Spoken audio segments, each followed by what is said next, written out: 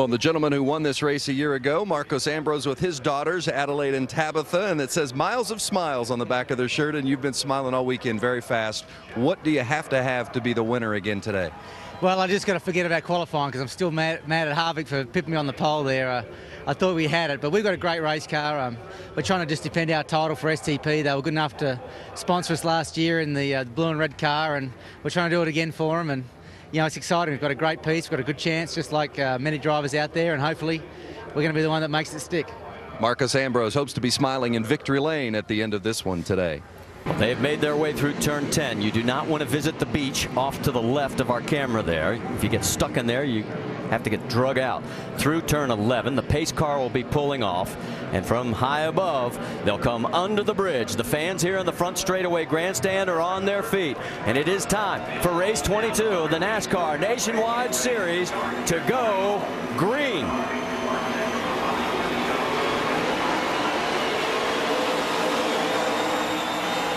Great start by Harvick, heading for one. You can see Marcos Ambrose trying to block Robbie Gordon from getting in there. Here comes Scott Speed up on the outside, though. Everybody going to make it through clean. We got guys heading off over the curbing, but so far so good. Well, Scott Speed digging hard on the outside up into the S's. Makes a great pass on Ambrose. Yeah, that's a tough place to go too wide. Ambrose really applying some pressure to Scott Speed here. Oh, he gave him a little nudge, too, and he's taking a look inside into 11. And this is going to open the door up for Robbie Gordon to come with them. Like if they were going to be side by side where they'd be three wide, now he's going to have to fight off Robbie Gordon as he go down to turn one. Looks like Gordon's got the spot on the position on him getting into turn one. Take a look a little further back. That is Vickers taking a look. Can't get it done. He'll pull back into line. What all this has done, Robbie Gordon gets a little loose. He's going to lose a spot or two. Yeah, it's a nice move by Ambrose right there. You won't see that happen too many times, but if you find somebody that's gotten into that turn one a little too hard, you can take that spot away. Watch Ambrose. Is he going to take a dive on the inside? No, he's basically going to stay in. Final turn there in the corner, and everybody's sort of settling down a little bit. You get that first lap kind of out of the way, and you get single file a little bit. The air pressure starting to build back up. Everybody kind of gets in a rhythm. Scott Speed's doing a nice job keeping that car in second. They're letting that 33 car get out pretty far on them, though. Kevin Harvick's got a 2.5 second lead. Let's reset it for you. It's Harvick, Ambrose, Speed, Kyle Busch, Denny Hamlin. That's your top five. And Harvick has selected the inside for the restart. And here we go. We talked about double file restarts, and there's a couple areas. Turn one, up through the S's, and then down at the bus stop chicane. So 3 spots. We're going to be holding our breath. And whoa, what a great start for Harvick. Almost a replay of the start of the race. Yeah, and Ambrose was trying to get it in behind Harvick. But Scott Speed actually filled that space, and it made Ambrose drive down in there and almost go to the outside of Harvick. Now Ambrose taking a look underneath. Can he get it done? No. A couple of cars off on the backside. They're okay. They continue. Up through the S's. Everybody thinks a little calmer and falls into line. Scott Speed actually loses a spot to the 18 car, Kyle Busch. Yep. Move Busch up to third. Speed back to fourth. In fifth place, you got Denny Hamlin. Ron Fellows behind, and here we go. One more treacherous spot. Whoa, Ryan Newman sneaks under in the one car. He's still got some action going on back there. They manage it to sort it out. Here comes Marcos Ambrose. He wants to lead. And he's going to. Wrecking over in the inner loop. All right, let's go back to the battle for the lead because we are lean, mean, and still green. It's Marcos Ambrose, Harvick, Kyle Busch. So Ambrose takes over the race lead, becomes our second leader. Look at this as Fellows almost gets pinched off. He's got the preferred inside line on Scott Speed. Little tire smoke from Denny Hamlin. Everybody's sorting it out again. He saw Scott Speed try to protect that spot, but he just couldn't do it. Fellows was already all the way up on his door. He had that, and he's one of the best at outbraking someone into that part of the racetrack.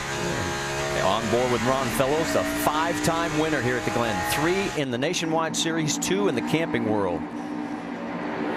Down through turn 10, Ambrose right in front. You see the top 3 coming right at you into turn 11. Marcus, of course, the race winner here last year. Kevin Harvick not letting him get very far away. I think, wondering if Kevin got enough heat in his tires. That was a long caution. It was just like as he went through the bus stop. Made it a little bit difficult for him. See, Boris said, our in-race reporter on the pit road. Another strategy here, Andy. Gas only and a wedge adjustment for your left-hander. Saw the time on the clock. He'll get back out onto the racetrack, and here we go one more time, coming into turn 10, the 47 of Marcus Ambrose. So again, all these guys that are pitting early, if we get a caution here all of a sudden, it is a huge benefit for all of them. Yeah, because what happens if the caution flies right now and you see Marcus Ambrose and Kevin Harvick come down pit road, they will line up behind Kyle Busch and Boris Said. And here come the race leaders out of turn number 11, and they now have a 7-second lead. Next time.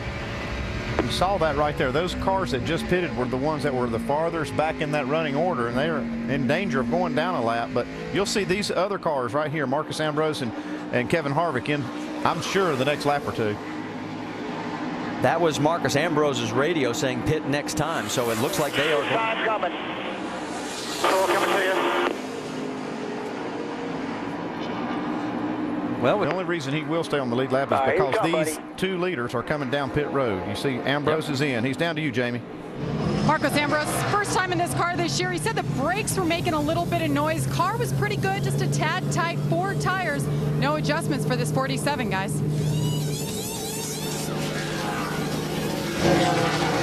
So it looks like he's going to get the rubber all the way around, and he's back out. Dave? Kevin Harvick has said nothing about his race car and the fact that it kept up with Marcus Ambrose the way it did. Very good for him. They will take on 4 fresh tires, no chassis adjustments, full of fuel. His team car this weekend, J.R. Fitzpatrick, will come in behind him. 4 tires as well for Fitzpatrick, whose car was a little bit tight. And Harvick is off of pit road, guys. And Ambrose gets him coming off of pit lane. So Marcus Ambrose. And where is Kyle Busch? There's Marcus Ambrose with his hands full with Kenny Wallace right now, and Ambrose pitted on lap 20. Well, it's different strategies, and if Carl and them are having to save some fuel up there, Marcus Ambrose, even though was a little over 20 seconds back, he's beating them by somewhere between 3/4 of a second and a second a lap as he goes by Kenny Wallace here. So he's still going to outrun them before the end of the day. Jamie? I'll tell you, he's quick right now, DJ, but he is worried about the motor and overheating. They have a lot of tape remaining on that grill. That first stop, they pulled some on the right side, but he's telling his guys, I'm worried. His crew chief said, hey, if it's not spewing water, don't worry about it. I love crew chiefs. Don't worry. Well, you'd be surprised how hot these things will run. As long as they keep the fluid in the radiator and in the cooling system, they'll run extremely hot with no problems. He's about 18.5 seconds behind the race leader, Carl Edwards. We've had 4 different leaders right now and 3 lead changes. Lap 45, 46, 47 is when you'll start seeing those stops from the cars that pitted on lap 10. And you probably see if the other cars, even Marcus Ambrose, if they can make it that far, they'll come in a lot sooner than they did that first stop. And they'll even be saving fuel right here because that allows them to back that up even more by saving some fuel right at this point in time. Oh, the tangled webs we weave as far as fuel strategy on a road course. There you see the stranded number 1 of Ryan Newman as he was not able to make it around. That's why I tried to tell you a while ago that the driver can't have anything to do with this strategy, because there's no way that you can drive the race car around 11 turns and keep up with what's going on as far as these different strategies go.